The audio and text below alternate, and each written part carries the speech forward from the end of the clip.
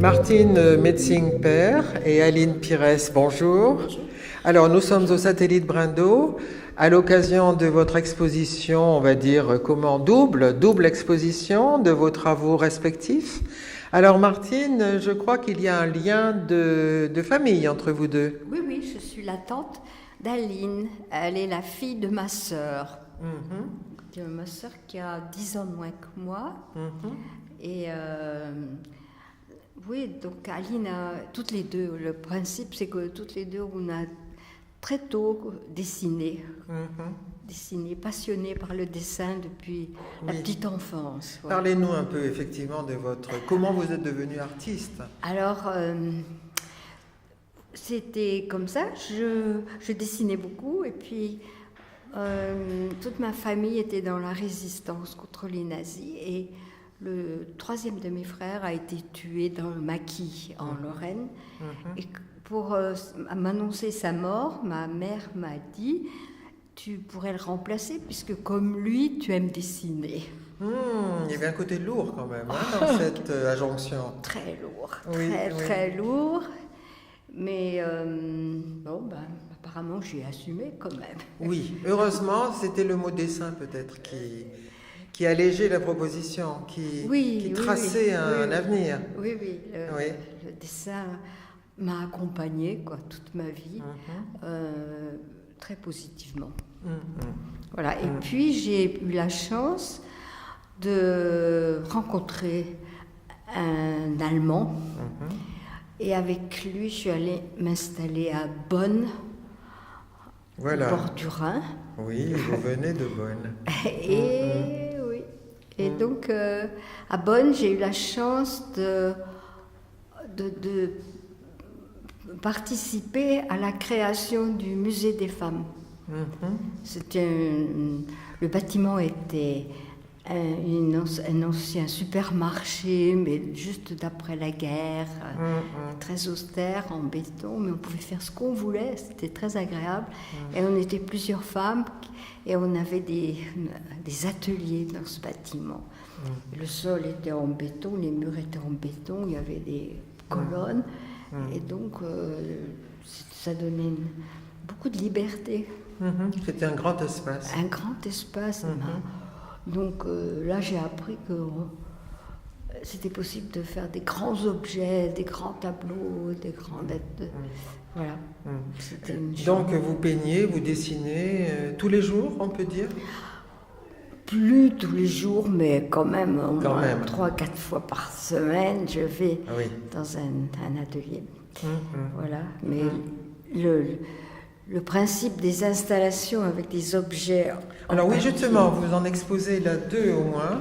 Oui. Alors, parlez-nous il y a une robe, effectivement. Voilà. Alors les robes sont en fait dédiées aux lavandières, de Bonn, sur les bords du Rhin. Au XIXe siècle, il y avait beaucoup de laveries, et c'était une possibilité pour les femmes d'avoir du travail. C'est un travail dur. Dans l'eau froide? À genoux, dans l'eau, au bord du Rhin. Mais le linge séchait dans les prairies au bord du Rhin. Et ça avait une très bonne réputation. Les Bonnois envoyaient leur linge à Bonn à cause du parfum. Et donc, ces laveuses... Oui, ce qui est très injuste, c'est que les hommes rapportaient le linge dans les familles, puis c'est eux qui touchaient l'argent. Voilà.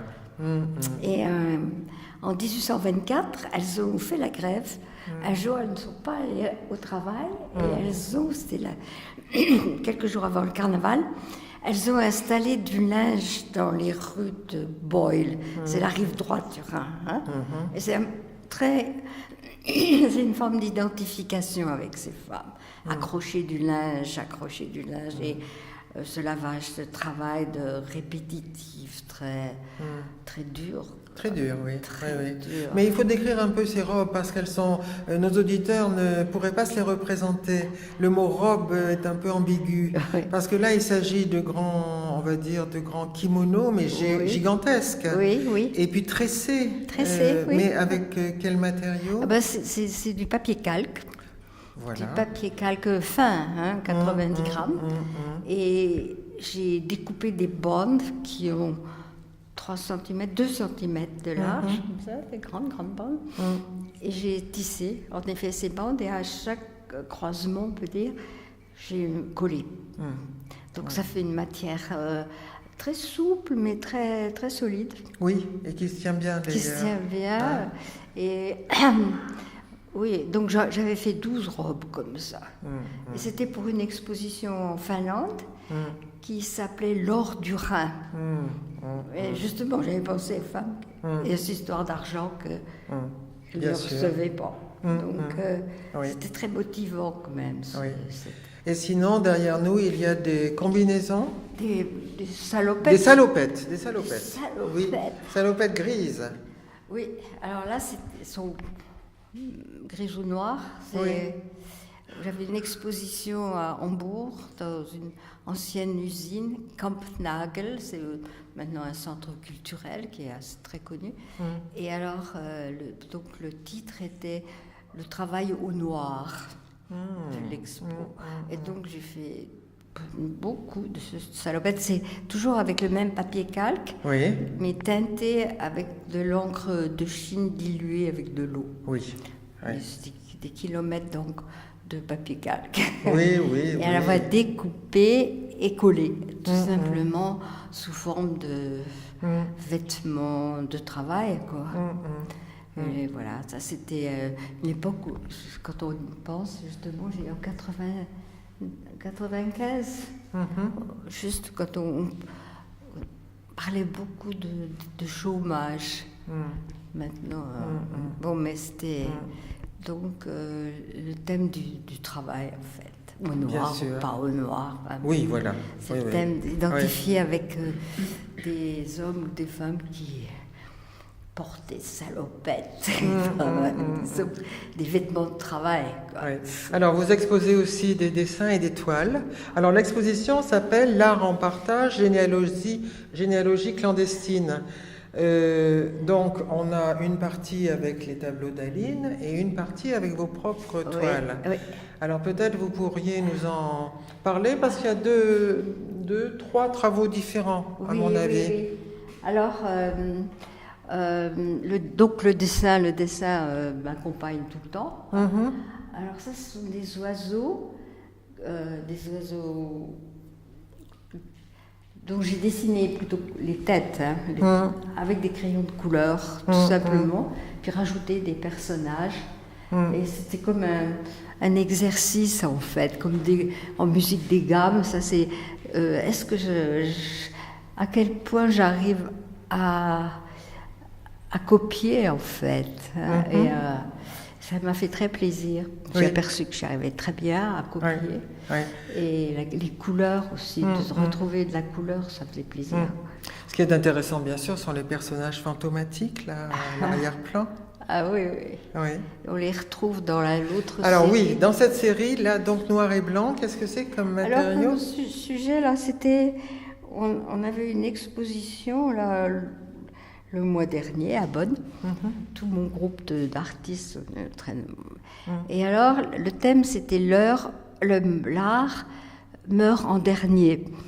L'art meurt en dernier. On est tout entre 70 et 82 ans, il faut voir. Et alors, très préoccupée quand même par l'échéance de fin de vie. Et alors, là, je me suis préoccupée de qu'est-ce qui allait se passer avec mes travaux, avec tous mes dessins, quand je ne serai plus là. Alors, j'ai froissé du papier. Papier, c'est mes dessins. Et puis, dessiné, comme j'ai fait pour les oiseaux, avec le plus de précision possible, le plus de ressemblance possible, peut-être. Et voilà, et puis il y a de nouveau, il y a des personnages qui accompagnent ces dessins. Ils viennent tout seuls sur les... Je sais pas... Voilà, ils sont là, tout simplement. Là. C'est une variation sur un même thème. Absolument. Oui. Je travaille beaucoup sériellement en série. Oui, c'est ça. Et là-bas, donc, c'est encore un autre exemple. Ah oui, ça c'est encore autre chose. Il y a de la couleur, là. Oui, c'est la peinture acrylique. Et le thème, c'est plutôt les fonds marins. Donc là, j'ai travaillé assez librement en faisant couler la couleur. Les teintes claires, c'est mélange de peinture acrylique et d'eau. Et le noir, c'est de l'encre de Chine. Et le blanc, c'est de nouveau de l'encre de Chine. Et là, je crois que j'ai beaucoup pensé à la côte normande. Quand on se promène sur la grève, il y a toujours ces formes incroyables de l'eau qui coule, et puis les traces du sable, les traces que la mer a laissées sur le sable, les traces. Oui. Il y a des effets de profondeur aussi. Oui. J'aime beaucoup celui-là, là à droite, effectivement, où on reconnaît bien ce que vous dites. Oui. Et ça fait penser aussi à une forêt. Une forêt. Un peu. Des arbres, des branchages. Oui, je suis très... Mais on peut rêver, le spectateur peut rêver. Lié à la nature. Oui. Au bord de la forêt. Certaines époques, on y va presque tous les jours dans la forêt. Et puis, à la côte normande, qui est moins souvent, malheureusement. Vous avez encouragé Aline à dessiner et à peindre également. Oui, c'est ce qu'elle dit. Elle dit, je l'ai encouragée. Alors, Aline Pires, qu'est-ce que vous nous racontez de votre parcours et de votre exposition ici ? La transmission qui s'est faite entre Martine et moi, donc dans ce cas précis d'une famille, c'était ce qu'on explorait un peu à travers le titre aussi généalogique clandestine. Oui.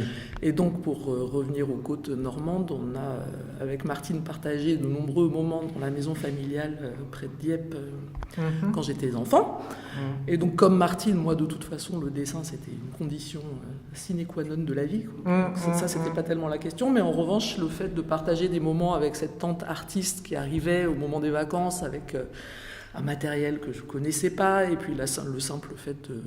Voilà, ça ouvrait une possibilité aussi clairement de pouvoir pratiquer l'art de façon comme ça très visible. Et puis l'autre chose aussi que j'ai expliqué, c'est que quand Martine dessinait les plages sur lesquelles on allait se promener, avec des rochers torturés, etc. Et c'était très... Alors je ne me suis évidemment pas formulé comme ça, mais quand on m'a demandé d'écrire quelque chose sur cette relation, j'y ai tout de suite pensé, c'est que ce que Martine nous montrait dans ses dessins, je pense que je sentais que ce n'était ni les plages, ni la Martine, ni la tante avec qui je partageais les vacances, mais quelque chose d'autre, encore autre chose, une réalité supplémentaire. Et que donc cette capacité de mettre sur le papier quelque chose de son intériorité qui n'était pas perceptible à l'enfant que j'étais ou à la nièce que j'étais, ça je pense que c'est quelque chose qui a été très très déclencheur chez moi, parce que justement ensuite tout ce que j'ai essayé de faire à travers le dessin, c'est ça, c'est aussi de partager une intériorité, de mettre sur le papier quelque chose qui n'est pas immédiatement... Alors vous travaillez très différemment, alors il y a beaucoup de couleurs. Oui, mais alors du coup par rapport aux travaux justement en coulure qu'a exposé Martine, moi je commence toujours par des taches. Oui. Parce que ça me permet d'installer un univers qui d'une part m'échappe, ça c'est très important, j'ai très envie que ça m'échappe, et puis d'autre part qui est justement un peu onirique, fluide, qui ne va pas directement vers du réalisme. Et ensuite à l'intérieur de ces tâches, j'identifie ou pas des choses, j'accentue, je divague ensuite avec d'autres matériaux, et c'est très très multitechnique et très coloré. Oui. Mais ce qu'il y a, c'est qu'on peut voyager à l'intérieur de ces toiles, parce qu'effectivement, on est amené par des couleurs ou par des taches, et puis hop, il y a un petit coin qui est complètement ciselé, avec des précisions presque maniaques, des petites miniatures comme ça. Ouais. Ça, c'est assez génial comme procédé. Je me suis rendu compte après coup, pareil, on se rend pas forcément compte sur le moment. J'ai pas un projet de faire exactement ceci ou cela, mais vraiment l'idée qui se dégage, c'est que j'essaye d'avoir une espèce d'équilibre dans la diversité. Ça, c'est très important pour moi, je m'en suis rendu compte. Donc il y a à la fois effectivement du fluide et du graphique, il y a des choses très précises et des choses très floues, il y a de l'opaque et du transparent, et j'essaye, en fait, à chaque fois quand je divague dans mon dessin que quelque chose de trop dominant se précise, je pars dans une direction opposée, en fait. Donc du coup, ça fait des univers très, justement... Donc avec l'idée c'est que chacun soit un univers un peu harmonieux et cohérent, mais en tout cas où on puisse vraiment se balader et découvrir des choses diverses à chaque pas. Quoi. Et votre inspiration, elle est plutôt dans la technique plutôt que dans le sujet? Oui, parce que je me fixe pas de sujet, en fait, il n'y a pas de sujet. Le sujet, c'est le dessin, en fait. Et des émotions vraiment sensuelles, en fait. Oui, c'est ça. Que c'est une couleur ou un trait ou un motif ou un élan pour le plaisir qui se propage, qui se transforme, voilà, j'essaye que ça reste toujours libre. Oui, cette exposition est intéressante parce que justement vos œuvres se répondent les unes aux autres. Et alors justement aussi par rapport à la question... Est-ce que c'est plutôt des paysages sous-marins ou plutôt des arbres? Ce qui est sûr, c'est que quand on travaille comme ça dans l'abstrait, très rapidement, ça fait des formes organiques en fait. Et, on ne peut pas déterminer si c'est si c'est de l'arbre ou si c'est de l'algue ou si c'est... on peut accentuer dans un sens ou dans l'autre, mais effectivement, c'est en tout cas des points communs. Voilà, oui, c'est que... Oui, mais Martine, vous avez dû manier la couleur aussi quand même au cours de votre travail. J'ai manié la couleur, mais... Je me sens quand même beaucoup plus formée en tant qu'art de l'art graphique. J'ai suivi les écoles d'art avant 68 en France, assez conventionnelles. On passait beaucoup d'heures à copier des modèles de plâtre. J'aimais ça. Ça m'a beaucoup servi de savoir dessiner, c'était... Bien sûr. C'est une bonne base, base. Mais, oui. Là, maintenant, vous êtes plus dans le noir et blanc. Le gris, le beige. Oui, mais j'ai pas été très colorée. Contrairement à Aline. Oui, qui nous met des verts, des ocres, des jaunes, des violets, des roses. Ça pète de tous les côtés. Oui. Je crois le lien, pour moi, entre mes objets en papier, ces vêtements, où je fais différents objets en papier, c'est qu'il y a une structure. Une structure que j'ai plaisir à répéter, à reproduire, à refaire encore. Et la matière, cette matière un peu sèche, un peu... peut-être on la retrouve aussi dans mes peintures, quelque chose qui est assez bien défini. Il n'y a pas beaucoup de flou. Il n'y a pas de flou. C'est vrai. Oui. Et dans les applis, le travail de justement de refaire et refaire et refaire, c'est quelque chose qui m'a beaucoup appris. Oui, je crois que le travail est nécessaire. Et c'est un plaisir. Oui. C'est ardu, mais c'est quelque chose, une difficulté nécessaire et plaisante. Oui. D'ailleurs, on voit, je peux très vite voir, ça, c'est pas un objet que je vais refaire. C'est pas. Alors que quand je sens que l'objet est au point, qu'il exprime vraiment quelque chose que je ressens, je suis capable de le refaire. Je suis capable de le refaire des quantités de fois. Même, et toujours en m'accompagnant, je suis toujours accompagnée par le sort d'un groupe plutôt, le sort des laveuses de linge, le sort de travailleurs. Ça, c'est quelque chose qui est très présent dans mon travail, je crois. Donc, c'est pas par hasard, après, s'il y a des personnages qui se promènent. Bien sûr. Bien sûr. Font partie de ma vie. Écoutez, toutes les deux, Martine, Aline, merci beaucoup. Alors, l'exposition se poursuit au Satellite Brindot jusqu'au 4 mai, donc nous avons le temps de venir la voir et la revoir. Ah oui. Merci à vous. Merci beaucoup.